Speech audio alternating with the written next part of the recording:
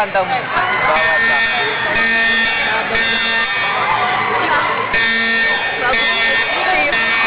Yun daw ang welcoming ng mga high school students sa WAS.